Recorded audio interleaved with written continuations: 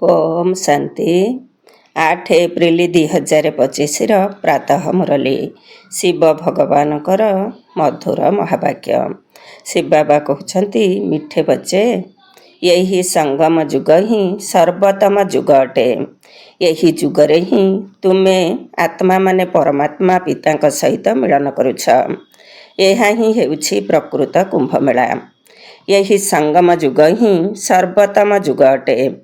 ଏହି ଯୁଗରେ ହିଁ ତୁମେ ଆତ୍ମାମାନେ ପରମାତ୍ମା ପିତାଙ୍କ ସହିତ ମିଳନ କରୁଛ। ଏହା ହିଁ ହେଉଛି ପ୍ରକୃତ କୁମ୍ଭମେଳା। ପ୍ରଶ୍ନ, କେଉଁ ପାଠ ବାବା ହିଁ ପଢ଼ାଉଛନ୍ତି, ଯାହାକୁ କୌଣସି ମନୁଷ୍ୟ ପଢ଼ାଇ ପାରିବେ ନାହିଁ? କେଉଁ ପାଠ ବାବା ହିଁ ପଢ଼ାଉଛନ୍ତି, ଯାହାକୁ କୌଣସି ମନୁଷ୍ୟ ପଢ଼ାଇ ପାରିବେ ନାହିଁ? ଉତ୍ତର, ଦେହୀ ଅଭିମାନୀ ହେବାର ପାଠ ଏକମାତ୍ର ବାବା ହିଁ ପଢ଼ାଉଛନ୍ତି। ଏହି ପାଠ କୌଣସି ଦେହଧାରୀ ପଢ଼ାଇ ପାରିବେ ନାହିଁ। ପ୍ରଥମେ ତୁମକୁ ଆତ୍ମାର ଜ୍ଞାନ ମିଳୁଛି। ତୁମେ ଜାଣିଛ, ଆମେ ଆତ୍ମାମାନେ ପରମଧାମରୁ ଅଭିନେତା ରୂପରେ ଅଭିନୟ କରିବା ପାଇଁ ଆସିଛୁ। ଏହି ଡ୍ରାମା ପୂର୍ବ ପ୍ରସ୍ତୁତ ଅଟେ, ଯାହାକି ବର୍ତ୍ତମାନ ସମାପ୍ତ ହେବାକୁ ଯାଉଛି। ଏହାକୁ କେହି ରଚନା କରିନାହାନ୍ତି, ସେଥିପାଇଁ ଏହାର ଆଦି ଏବଂ ଅନ୍ତ ମଧ୍ୟ ନାହିଁ। ଗୀତ ଜାଗ ସଜନିଆ ଜାଗ। ଓମ୍ ଶାନ୍ତି।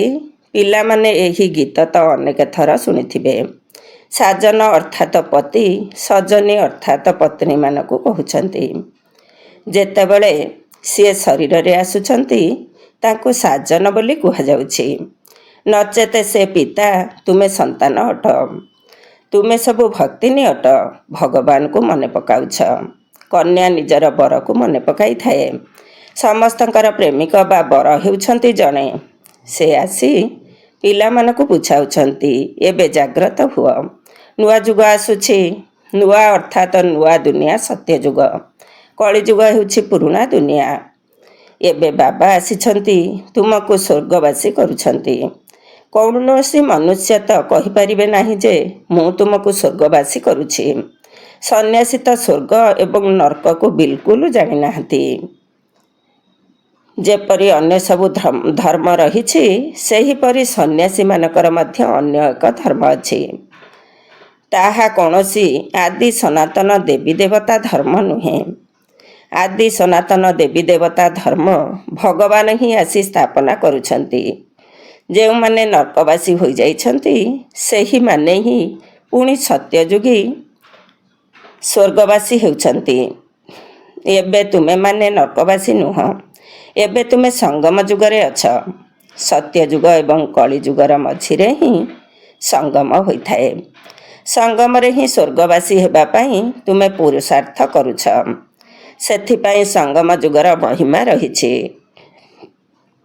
ବାସ୍ତବରେ ଏହା ହିଁ ପୁରୁଷୋତ୍ତମ କୁମ୍ଭମେଳା ଅଟେ। ଏହାକୁ ହିଁ ପୁରୁଷୋତ୍ତମ କୁହାଯାଏ। ତୁମେ ଜାଣିଛ, ଆମେ ସବୁ ଗୋଟିଏ ପିତାଙ୍କର ସନ୍ତାନ ଅଟୁ। ସେଥିପାଇଁ ଭାଇ ଭାଇ ବୋଲି କହୁଛନ୍ତି ନା? ସବୁ ଆତ୍ମାମାନେ ପରସ୍ପର ମଧ୍ୟରେ ଭାଇ ଭାଇ ଅଟନ୍ତି। କହୁଛନ୍ତି ହିନ୍ଦୁ ଚୀନ ଭାଇ ଭାଇ। ଧର୍ମ ହିସାବରେ ତ ସମସ୍ତେ ଭାଇ ଭାଇ ଅଟନ୍ତି। ଏହି ଜ୍ଞାନ ତୁମକୁ ଏବେ ମିଳିଛି। ବାବା ବୁଝାଉଛନ୍ତି, ତୁମେ ମୋର ସନ୍ତାନ ଅଟ। ଏବେ ତୁମେ ସମ୍ମୁଖରେ ଶୁଣୁଛ। ସେମାନେ ତ କେବଳ କଥାକୁ ମାତ୍ର କହିଦେଉଛନ୍ତି କି ସବୁ ଆତ୍ମାମାନଙ୍କର ପିତା ଜଣେ ଅଟନ୍ତି। ସେହି ଜଣକୁ ହିଁ ସମସ୍ତେ ମନେ ପକାଉଛନ୍ତି। ପୁରୁଷ ଅଥବା ନାରୀ ଉଭୟଙ୍କ ଭିତରେ ଆତ୍ମା ରହିଛି। ତେବେ ଆତ୍ମିକ ଦୃଷ୍ଟିରୁ ସମସ୍ତେ ଭାଇ ଭାଇ, ଶାରୀରିକ ସମ୍ବନ୍ଧରେ ଭାଇ ଭଉଣୀ ଏବଂ ଡ୍ରାମା ହିସାବରେ ସ୍ତ୍ରୀ ପୁରୁଷ ହୋଇଯାଉଛନ୍ତି। ତେଣୁ ବାବା ଆସି ପିଲାମାନଙ୍କୁ ବୁଝାଉଛନ୍ତି। ଗାୟନ ମଧ୍ୟ କରାଯାଏ, ଆତ୍ମା ଏବଂ ପରମାତ୍ମା ଅଲଗା ରହିଲେ ବହୁକାଳ। ଏପରି କୁହାଯାଏ ନାହିଁ କି ନଦୀ ଏବଂ ସାଗର ଅଲଗା ରହିଲେ ବହୁକାଳ। ବଡ଼ ବଡ଼ ନଦୀମାନେ ତ ସାଗର ସହିତ ମିଶି ରହିଥାନ୍ତି। ଏକଥା ମଧ୍ୟ ପିଲାମାନେ ଜାଣିଛନ୍ତି ଯେ ନଦୀମାନେ ସାଗରର କନ୍ୟା ଅଟନ୍ତି। ସାଗରରୁ ପାଣି ବାହାରିଥାଏ। ବାଦଲ ଦ୍ୱାରା ପୁଣି ପାହାଡ଼ ଉପରେ ବର୍ଷା ହୋଇଥାଏ। ପୁଣି ନଦୀ ହୋଇଯାଇଥାଏ। ତେଣୁ ସମସ୍ତେ ସାଗରର ପୁତ୍ର ଏବଂ କନ୍ୟା ହୋଇଗଲେ। ଅନେକ ଏକଥା ମଧ୍ୟ ଜାଣିନାହାନ୍ତି ଯେ ପାଣି କେଉଁଠାରୁ ଆସୁଛି। ଏକଥା ମଧ୍ୟ ଶିଖାଯାଉଛି। ତେବେ ଏବେ ପିଲାମାନେ ଜାଣୁଛନ୍ତି ଜ୍ଞାନର ସାଗର ଏକମାତ୍ର ବାବା ହିଁ ଅଟନ୍ତି। ଏକଥା ମଧ୍ୟ ବୁଝାଯାଉଛି ଯେ ତୁମେ ସମସ୍ତେ ଆତ୍ମା ଅଟ ଏବଂ ସମସ୍ତ ଆତ୍ମାର ପିତା ଜଣେ ହିଁ ଅଟନ୍ତି। ଆତ୍ମା ମଧ୍ୟ ନିରାକାର ଅଟେ। ପୁଣି ଯେତେବେଳେ ସାକାରରେ ଆସୁଛ ସେତେବେଳେ ପୁନର୍ଜନ୍ମ ନେଉଛ। ବାବା ମଧ୍ୟ ସାକାରରେ ଆସିବା ପରେ ପିଲାମାନଙ୍କ ସହିତ ମିଶୁଛନ୍ତି। ବାବାଙ୍କର ମିଳନ ଥରେ ମାତ୍ର ହେଉଛି। ଏହି ସମୟରେ ଆସି ସମସ୍ତଙ୍କ ସହିତ ମିଶୁଛନ୍ତି। ସମସ୍ତେ ଏକଥା ମଧ୍ୟ ଜାଣିଯିବେ ଯେ ଇଏ ଭଗବାନ ଅଟନ୍ତି। ଗୀତାରେ ଶ୍ରୀକୃଷ୍ଣଙ୍କର ନାମ ଲେଖିଦେଇଛନ୍ତି, କିନ୍ତୁ ଶ୍ରୀକୃଷ୍ଣ ତ ଏଠାକୁ ଆସିପାରିବେ ନାହିଁ। ସେ କିପରି ଗାଳି ଖାଇବେ? ଏକଥା ତୁମେ ଜାଣିଛ ଯେ ଶ୍ରୀକୃଷ୍ଣଙ୍କ ଆତ୍ମା ବର୍ତ୍ତମାନ ସମୟରେ ଏହିଠାରେ ଅଛନ୍ତି। ପ୍ରଥମେ ତୁମକୁ ଆତ୍ମାର ଜ୍ଞାନ ମିଳୁଛି। ତୁମେ ଆତ୍ମା ଅଟ। ନିଜକୁ ଶରୀର ବୋଲି ଭାବି ଭାବି ଏତେ ସମୟ ହେଲା ଚାଲି ଆସିଛ। ଏବେ ବାବା ଆସି ଦେହୀ ଅଭିମାନୀ କରାଉଛନ୍ତି। ସାଧୁ ସନ୍ଥ ଆଦି କେବେ ତୁମକୁ ଦେହୀ ଅଭିମାନୀ କରାଉନାହାନ୍ତି। ତୁମେ ସନ୍ତାନ ଅଟ। ତୁମକୁ ବେହଦର ବାବାଙ୍କ ପାଖରୁ ବର୍ଷା ମିଳୁଛି। ତୁମର ବୁଦ୍ଧିରେ ଅଛି ଯେ ଆମେ ପରମଧାମର ବାସିନ୍ଦା ଅଟୁ। ପୁଣି ଏଠାକୁ ଆମେ ଅଭିନୟ କରିବାକୁ ଆସିଛୁ। ଏବେ ଏହି ନାଟକ ଶେଷ ହେବାକୁ ଯାଉଛି। ଏହି ଡ୍ରାମା କେହି ତିଆରି କରିନାହାନ୍ତି। ଏହା ପୂର୍ବ ପ୍ରସ୍ତୁତ ଡ୍ରାମା ଅଟେ। ତୁମକୁ ପଚାରୁଛନ୍ତି ଏହି ଡ୍ରାମା କେବେଠାରୁ ଆରମ୍ଭ ହେଲା? ତେବେ ତୁମେ କୁହ, ଏହି ଡ୍ରାମା ତ ଅନାଦି ଅଟେ। ଏହାର ଆଦି ଅନ୍ତ ନାହିଁ। କେବଳ ପୁରୁଣାରୁ ନୂଆ, ନୂଆରୁ ପୁରୁଣା ହେଉଛି। ଏହି ପାଠ ତୁମ ପିଲାମାନଙ୍କର ପକ୍କା ହୋଇଯାଇଛି। ତୁମେ ଜାଣିଛ ନୂଆ ଦୁନିଆ କେତେବେଳେ ହେଉଛି, ପୁଣି ପୁରୁଣା ଦୁନିଆ କେତେବେଳେ ହେଉଛି। ଏହା ମଧ୍ୟ କାହା କାହା ବୁଦ୍ଧିରେ ସମ୍ପୂର୍ଣ୍ଣ ଭାବରେ ରହିଛି। ତୁମେ ଜାଣିଛ ଏବେ ନାଟକ ପୂରା ହେବାକୁ ଯାଉଛି। ପୁଣି ଏହାର ପୁନରାବୃତ୍ତି ହେବ। ନିଶ୍ଚିତ ଭାବରେ ଆମର 84 ଜନ୍ମର ପାଠ ପୂରା ହେଉଛି। ଏବେ ବାବା ଆମକୁ ନେଇଯିବା ପାଇଁ ଆସିଛନ୍ତି। ବାବା ଗାଇଡ଼ ମଧ୍ୟ ଅଟନ୍ତି ନା? ତୁମେ ସମସ୍ତେ ପଣ୍ଡା ଅଟ। ପଣ୍ଡାମାନେ ଯାତ୍ରୀମାନଙ୍କୁ ତୀର୍ଥକୁ ନେଇଯାଇଥାନ୍ତି। ସେମାନେ ହେଉଛନ୍ତି ଶାରୀରିକ ପଣ୍ଡା। ତୁମେ ହେଉଛ ଆତ୍ମିକ ପଣ୍ଡା। ସେଥିପାଇଁ ତୁମର ନାମ ପାଣ୍ଡବ ଗଭର୍ଣ୍ଣମେଣ୍ଟ ମଧ୍ୟ ଅଟେ। କିନ୍ତୁ ଏହା ହେଉଛି ଗୁପ୍ତ। ପାଣ୍ଡବ, କୌରବ, ଯାଦବ କ'ଣ କ'ଣ କରିଥିଲେ ତାହା ମଧ୍ୟ ଏହି ସମୟର କଥା ଅଟେ, ଯେତେବେଳେ କି ମହାଭାରତ ଲଢ଼େଇ ହେବାକୁ ଯାଉଛି। ଅନେକ ଧର୍ମ ରହିଛି। ଦୁନିଆ ମଧ୍ୟ ତମ ପ୍ରଧାନ ହୋଇଯାଇଛି। ଭିନ୍ନ ଭିନ୍ନ ଧର୍ମର ବୃକ୍ଷ ବର୍ତ୍ତମାନ ସମ୍ପୂର୍ଣ୍ଣ ରୂପେ ପୁରୁଣା ହୋଇଗଲାଣି। ତୁମେ ଜାଣିଛ ଏହି ବୃକ୍ଷର ପ୍ରଥମ ମୂଳଦୁଆ ହେଉଛି ଆଦି ସନାତନ ଦେବୀ ଦେବତା ଧର୍ମ। ସତ୍ୟ ଯୁଗରେ କମ୍ ସଂଖ୍ୟାରେ ରହିବେ, ପୁଣି ଧୀରେ ଧୀରେ ବୃଦ୍ଧି ହୋଇ ଚାଲିବ। ଏକଥା କେହି ବି ଜାଣିନାହାନ୍ତି। ତୁମମାନଙ୍କ ଭିତରେ ମଧ୍ୟ କ୍ରମାନୁସାରେ ଅଛନ୍ତି। ଛାତ୍ରମାନଙ୍କ ଭିତରେ ମଧ୍ୟ କେହି କେହି ଭଲ ବୁଦ୍ଧିମାନ ଥାନ୍ତି, ଯିଏକି ନିଜେ ଭଲ ଭାବେ ଧାରଣ କରି ପୁଣି ଅନ୍ୟମାନଙ୍କୁ ମଧ୍ୟ କରାଇବାର ସଉକ ରଖିଥାନ୍ତି। କେହି ତ ଭଲ ଭାବରେ ଧାରଣ କରିଥାନ୍ତି। କେହି ମଧ୍ୟମ, କେହି ତୃତୀୟ, କେହି ଚତୁର୍ଥ ଶ୍ରେଣୀର ମଧ୍ୟ ହୋଇଥାନ୍ତି। ପ୍ରଦର୍ଶନୀରେ ତ ପ୍ରାଞ୍ଜଳ ଭାବରେ ରିଫାଇନ ରୀତିରେ ବୁଝାଇଲା ବାଲା ଦରକାର। ପ୍ରଥମେ କୁହ ଯେ 2 ଜଣ ପିତା ଅଛନ୍ତି। ଜଣେ ହେଉଛନ୍ତି ବେହଦର ପାରଲୌକିକ ପିତା, ଆଉ ଜଣେ ହେଉଛନ୍ତି ହଦର ଲୌକିକ ପିତା। ଭାରତକୁ ବେହଦର ବର୍ଷା ଅର୍ଥାତ୍ ଅବିନାଶୀ ସମ୍ପତ୍ତି ମିଳିଥିଲା। ଭାରତ ସ୍ୱର୍ଗ ଥିଲା, ଯାହା ପୁଣି ନର୍କ ହୋଇଯାଇଛି। ଏହାକୁ ଆସୁରୀ ରାଜ୍ୟ କୁହାଯାଉଛି। ଭକ୍ତି ମଧ୍ୟ ପ୍ରଥମେ ଅଭ୍ୟବିଚାରୀ ହୋଇଥାଏ, ଯେତେବେଳେ କି ଏକମାତ୍ର ଶିବ ବାବାଙ୍କୁ ହିଁ ମନେ ପକାଇଥାନ୍ତି। ବାବା କହୁଛନ୍ତି, ପିଲାମାନେ ପୁରୁଷୋତ୍ତମ ହେବାକୁ ଅଛି ତ କନିଷ୍ଠ କରାଉଥିବା କଥାଗୁଡ଼ିକୁ ଶୁଣ ନାହିଁ, ଏକମାତ୍ର ବାବାଙ୍କ ଠାରୁ ଶୁଣ। ଅଭ୍ୟବିଚାରୀ ଜ୍ଞାନ ଶୁଣ। ଅନ୍ୟ କାହାଠାରୁ ଯାହା ବି ଶୁଣିବ ତାହା ସବୁ ମିଥ୍ୟା। ବାବା ଏବେ ତୁମକୁ ସତ୍ୟ ଶୁଣାଇ ପୁରୁଷୋତ୍ତମ କରାଉଛନ୍ତି। ଆସୁରୀ କଥା ତୁମେ ଶୁଣି ଶୁଣି ଏବେ କନିଷ୍ଠ ହୋଇଯାଇଛ। ଆଲୋକ ହେଉଛି ବ୍ରହ୍ମାଙ୍କର ଦିନ, ଅନ୍ଧକାର ହେଲା ବ୍ରହ୍ମାଙ୍କର ରାତି। ଏହି ସବୁ ଜ୍ଞାନର କଥାକୁ ଧାରଣ କରିବାକୁ ହେବ। ପ୍ରତ୍ୟେକ କଥାରେ ତ କ୍ରମାନୁସାରେ ରହିଥାନ୍ତି ନା। କେହି କେହି ଡାକ୍ତର ତ ଗୋଟିଏ ଅପରେସନ୍ ପାଇଁ 10-20 ହଜାର ନେଇଥାନ୍ତି। ଆଉ କାହାର ପୁଣି ଖାଇବା ପାଇଁ ପଇସା ନଥାଏ। ବାରିଷ୍ଟର ଅର୍ଥାତ୍ ଓକିଲମାନେ ମଧ୍ୟ ସେହିପରି ହୋଇଥାନ୍ତି। ତୁମେ ମଧ୍ୟ ଯେତେ ପଢ଼ିବ ଏବଂ ପଢ଼ାଇବ ସେତେ ଉଚ୍ଚପଦ ପାଇବ। ଫରକ ତ ଅଛି ନା। ଦାସ ଦାସୀମାନେ ମଧ୍ୟ କ୍ରମାନୁସାରେ ରହିଥାନ୍ତି। ତେବେ ପାଠପଢ଼ା ଉପରେ ହିଁ ସମସ୍ତ ଆଧାର ରହିଛି। ତେଣୁ ନିଜକୁ ପଚାରିବା ଉଚିତ, ମୁଁ କେତେ ପଢ଼ୁଛି? ଭବିଷ୍ୟତରେ ଜନ୍ମ ଜନ୍ମାନ୍ତର କ'ଣ ହେବି? ଯାହା ଜନ୍ମ ଜନ୍ମାନ୍ତର ହେବି ତାହା କଳ୍ପ କଳ୍ପାନ୍ତର ହେବି। ସେଥିପାଇଁ ପାଠପଢ଼ା ଉପରେ ତ ପୁରା ଧ୍ୟାନ ଦେବା ଦରକାର। ବିଷ ପିଇବା ଅର୍ଥାତ୍ ବିକାରୀ ହେବା ଏକଦମ ଛାଡ଼ିଦେବା ଉଚିତ। ସତ୍ୟ ଯୁଗରେ ତ ଏପରି କୁହାଯିବ ନାହିଁ। ମୁଁ ତ ପଲିତି କପଡ଼ ଧୋଏ, ଭଗବାନ ମଇଳା ବସ୍ତ୍ର ସଫା କରନ୍ତି। ବର୍ତ୍ତମାନ ସମୟରେ ସମସ୍ତଙ୍କର ଶରୀର ରୂପୀ ବସ୍ତ୍ର ସଡ଼ିଯାଇଛି, ତମଃ ପ୍ରଧାନ ହୋଇଯାଇଛି ନା। ଏହା ମଧ୍ୟ ବୁଝାଇବାର କଥା ଅଟେ ନା। ସବୁଠାରୁ ପୁରୁଣା ଶରୀର କାହାର? ଆମର। ଆମେ ଏହି ଶରୀରକୁ ବଦଳାଇ ଚାଲିଛୁ। ଆତ୍ମା ପତିତ ହୋଇ ଚାଲିଛି। ଶରୀର ମଧ୍ୟ ପତିତ ପୁରୁଣା ହୋଇଯାଇଥାଏ। ତେଣୁ ଶରୀରକୁ ବଦଳାଇବାକୁ ପଡ଼ିଥାଏ। ଆତ୍ମା ତ ବଦଳିବ ନାହିଁ। ଶରୀର ବୃଦ୍ଧ ହେଲେ ମୃତ୍ୟୁ ହେବ। ଏହିପରି ଡ୍ରାମା ମଧ୍ୟ ତିଆରି ହୋଇଛି। ଏଠାରେ ସମସ୍ତଙ୍କର ଅଭିନୟ ରହିଛି। ଆତ୍ମା ହେଉଛି ଅବିନାଶୀ। ଆତ୍ମା ନିଜେ କହୁଛି, ମୁଁ ଶରୀର ତ୍ୟାଗ କରୁଛି। ବର୍ତ୍ତମାନ ଦେହୀ ଅଭିମାନୀ ହେବାକୁ ପଡ଼ିବ।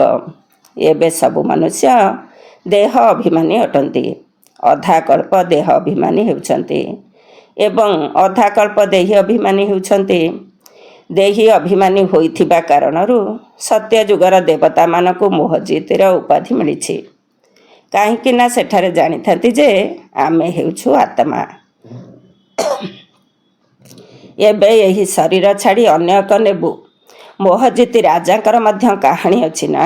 ବାବା ବୁଝାଉଛନ୍ତି, ଦେବୀ ଦେବତାମାନେ ମୋହଜିତି ହୋଇଥାନ୍ତି।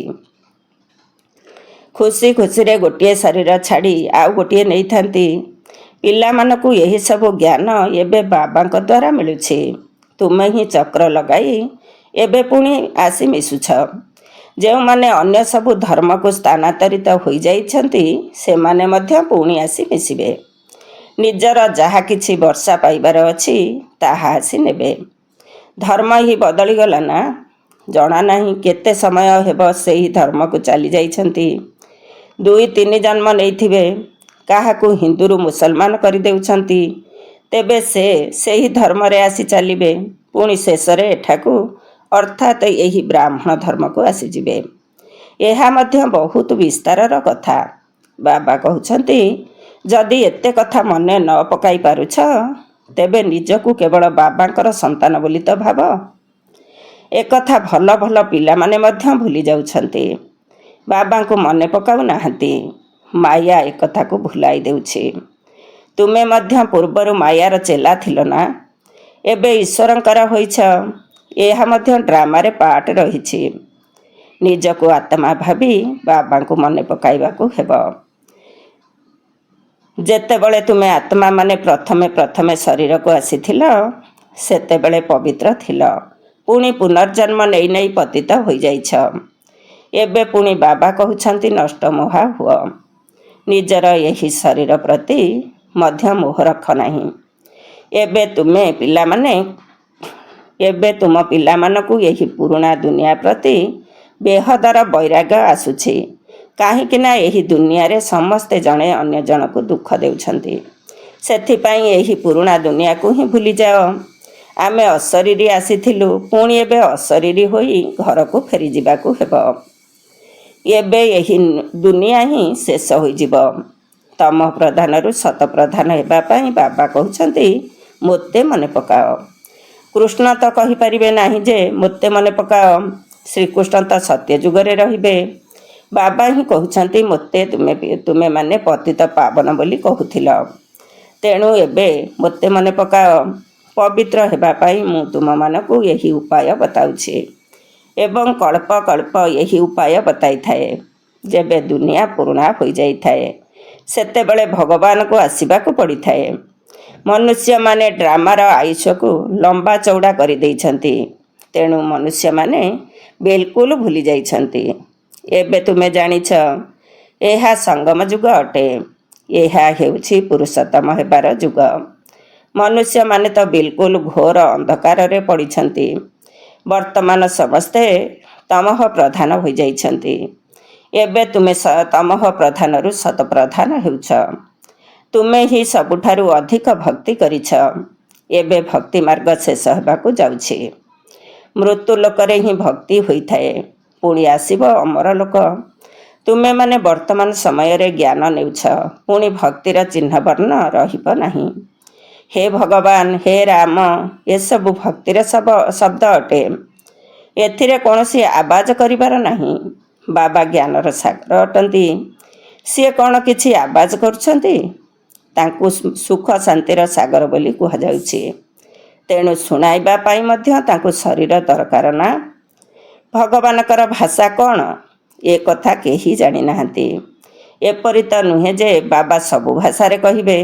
ନା, ତାଙ୍କର ଭାଷା ହିଁ ହେଉଛି ହିନ୍ଦୀ। ବାବା ଗୋଟିଏ ଭାଷାରେ ହିଁ ବୁଝାଉଛନ୍ତି।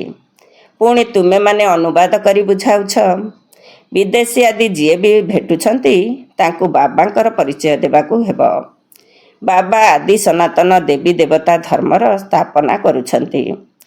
ତ୍ରିମୂର୍ତ୍ତି ଉପରେ ମଧ୍ୟ ବୁଝାଇବା ଦରକାର। ପ୍ରଜାପିତା ବ୍ରହ୍ମାଙ୍କର କେତେ ବ୍ରହ୍ମା କୁମାର କୁମାରୀ ଅଛନ୍ତି। କେହି ବି ଆସିଲେ ପ୍ରଥମେ ତାଙ୍କୁ ପଚାର ଯେ କାହା ପାଖକୁ ଆସିଛ?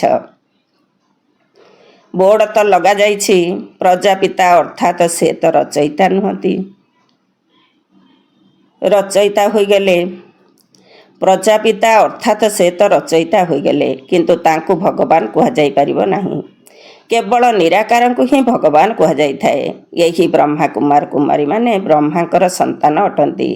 ତୁମେ ଏଠାକୁ କ'ଣ ପାଇଁ ଆସିଛ? ଆମ ବାବାଙ୍କ ପାଖରେ ତୁମର କ'ଣ କାମ ଅଛି? ପିତାଙ୍କ ସହିତ ପିଲାମାନଙ୍କର ହିଁ କାମ ରହିବ ନା?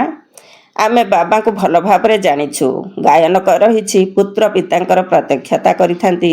ଆମେ ତାଙ୍କର ସନ୍ତାନ ଅଟୁ। ଆଚ୍ଛା, ମିଠା ମିଠା ଶିଖିଲଧେ ସନ୍ତାନମାନଙ୍କ ପ୍ରତି ମାତା ପିତା ବାପଦାଦାଙ୍କର ମଧୁର ସ୍ନେହ ସମ୍ପନ୍ନ ଶୁଭେଚ୍ଛା ଏବଂ ସୁପ୍ରଭାତ। ଆତ୍ମିକ ପିତାଙ୍କର ଆତ୍ମିକ ସନ୍ତାନମାନଙ୍କୁ ନମସ୍ତେ। ଆମ ଆତ୍ମିକ ସନ୍ତାନମାନଙ୍କର ଆତ୍ମିକ ମାତା ପିତା ବାପଦାଦାଙ୍କୁ ନମସ୍ତେ, ନମସ୍ତେ, ନମସ୍ତେ ଏବଂ ସୁପ୍ରଭାତ। ଧାରଣା ପାଇଁ ମୁଖ୍ୟ ସାର 1 ନମ୍ବର। ପୁରୁଷୋତ୍ତମ ହେବା ପାଇଁ କନିଷ୍ଠ ଅର୍ଥାତ୍ ପତିତ କରୁଥିବା କୌଣସି ଆସୁରୀ କଥା ଶୁଣିବା ଉଚିତ ନୁହେଁ। ଏକମାତ୍ର ବାବାଙ୍କ ଠାରୁ ହିଁ ଅବ୍ୟଭିଚାରୀ ଜ୍ଞାନ ଶୁଣିବାକୁ ହେବ। 2 ନମ୍ବର। ନଷ୍ଟମହା ହେବା ପାଇଁ ଦେହୀ ଅଭିମାନୀ ହେବାର ପୂରା ପୁରୁଷାର୍ଥ କରିବାକୁ ହେବ। ବୁଦ୍ଧିରେ ରହୁ, ଏହା ପୁରୁଣା ଦୁନିଆ ଦୁଃଖଦାୟୀ ଅଟେ। ଏହାକୁ ଭୁଲିବାକୁ ହେବ। ଏଥିରୁ ବେହଦର ବୈରାଗ ଆସିବା ଉଚିତ। ଆଜିର ବରଦାନ। ସଙ୍ଗମ ଯୁଗର ସର୍ବପ୍ରାପ୍ତିଗୁଡ଼ିକୁ ସ୍ମୃତିରେ ରଖି ଚଢ଼ିବାର କଳାର ଅନୁଭବ କରୁଥିବା ଶ୍ରେଷ୍ଠ ପ୍ରାରବ୍ଧୀ ହୁଅ। ସଙ୍ଗମ ଯୁଗର ସର୍ବପ୍ରାପ୍ତିଗୁଡ଼ିକୁ ସ୍ମୃତିରେ ରଖି ଚଢ଼ିବାର କଳାର ଅନୁଭବ କରୁଥିବା ଶ୍ରେଷ୍ଠ ପ୍ରାରବ୍ଧୀ ହୁଅ। ଡିଟେଲ୍ସ। ପରମାତ୍ମା ମିଳନର ବା ପରମାତ୍ମା ଜ୍ଞାନର ବିଶେଷତା ହେଲା ଅବିନାଶୀ ପ୍ରାପ୍ତି। ଏମିତି ନୁହେଁ ଯେ ସଙ୍ଗମ ଯୁଗ କେବଳ ପୁରୁଷାର୍ଥୀ ଜୀବନ ବିତାଇବାର ଯୁଗ ଏବଂ ସତ୍ୟ ଯୁଗ ହେଉଛି ପ୍ରାରବ୍ଧ ଜୀବନ ବିତାଇବାର ଯୁଗ। ବରଂ ସଙ୍ଗମ ଯୁଗର ବିଶେଷତା ହେଉଛି ଗୋଟିଏ ପାଦ ଆଗକୁ ବଢ଼ାଇ 1000 ପାଦର ସହଯୋଗ ପ୍ରାରବ୍ଧ ରୂପରେ ପ୍ରାପ୍ତ କରିବା। ତେଣୁ ତୁମେମାନେ କେବଳ ପୁରୁଷାର୍ଥୀ ନୁହେଁ, କିନ୍ତୁ ଶ୍ରେଷ୍ଠ ପ୍ରାରବ୍ଧୀ ମଧ୍ୟ ଅଟ। ଏହି ସ୍ୱରୂପକୁ ସର୍ବଦା ସମ୍ମୁଖରେ ରଖ। ପ୍ରାରବ୍ଧକୁ ଦେଖିଲେ ସହଜରେ ଚଢ଼ିବାର କଳାର ଅନୁଭବ କରିପାରିବ। ଯାହା ପାଇବାର ଥିଲା ତାହା ପାଇଯାଇଛି। ଯଦି ସର୍ବଦା ଏହି ଗୀତ ଗାଉଥିବ, ତେବେ ମାୟା ଦ୍ୱାରା ଅଣନିଶ୍ୱାସୀ ହେବା ଏବଂ ଢୋଳାଇବାରୁ ରକ୍ଷା ପାଇଯିବ। ଆଜିର ସ୍ଲୋଗାନ। ବ୍ରାହ୍ମଣମାନଙ୍କର ଶ୍ୱାସ ପ୍ରଶ୍ୱାସ ହେଲା ସାହସ, ଯାହାଦ୍ୱାରା କଠିନରୁ କଠିନ କାର୍ଯ୍ୟ ମଧ୍ୟ ସହଜ ହୋଇଯାଏ। ବ୍ରାହ୍ମଣମାନଙ୍କର ଶ୍ୱାସ ପ୍ରଶ୍ୱାସ ହେଲା ସାହସ, ଯାହାଦ୍ୱାରା କଠିନରୁ କଠିନ କାର୍ଯ୍ୟ ମଧ୍ୟ ସହଜ ହୋଇଯାଇଥାଏ। ଓମ୍ ଶାନ୍ତି।